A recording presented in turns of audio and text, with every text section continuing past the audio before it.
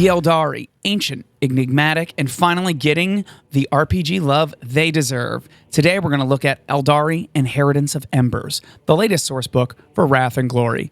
It's got lore, mechanics, and plenty of that signature grimdark flavor. But is it worth your time? Let's dive in. I've been waiting for an Aeldari focus book for a while now, and Inheritance of Embers mostly delivers. Wrath and Glory has always been great at letting you play different factions, but this book expands on it in a big way for Xenos players. It gives you just enough lore and mechanics to run an Aeldari campaign without drowning you into the ridiculous depths of 40k history. So let's break it down with our 5 categories.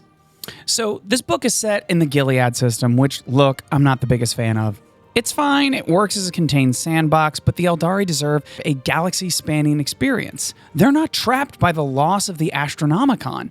That said, I get why they did it. The Gilead system makes it easier to justify different Aeldari factions working together, and it forces otherwise divided groups into a shared space. The book does a great job of fleshing out their politics, their rivalry, and how they interact with humans, which is a big plus, but I still would have liked a broader approach than just the Gilead system. So, a solid B for the setting. All right, let's talk visuals. 40k books rarely miss when it comes to artwork, and this one is no exception. Even without John Blanche's signature grimdark touch, the art is still top tier.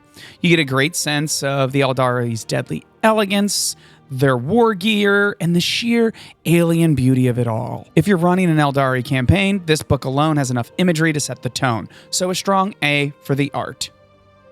When it comes to system playability, here's the thing. Wrath and Glory's D6 system is flexible, but balance-wise, it's all over the place. Aeldari are supposed to be ridiculously skilled, but the system struggles to handle that without making them feel overpowered. If you scale enemies up to compensate, suddenly everyone's getting destroyed. Finding that sweet spot between too strong and too weak is really tricky. While narrative-driven players will have fun, if you like finely tuned mechanics, this is going to be a bit frustrating, so a C for system playability.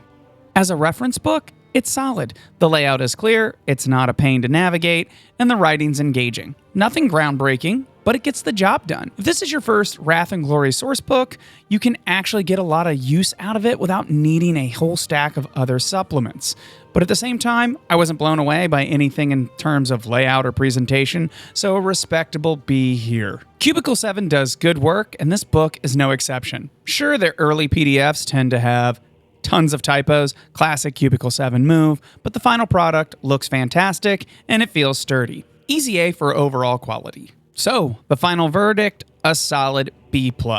This is a great first step for Xenos-focused play in Wrath and Glory. It gives you all the tools you need to run an Aeldari game, while leaving plenty of room to expand beyond the Gilead system.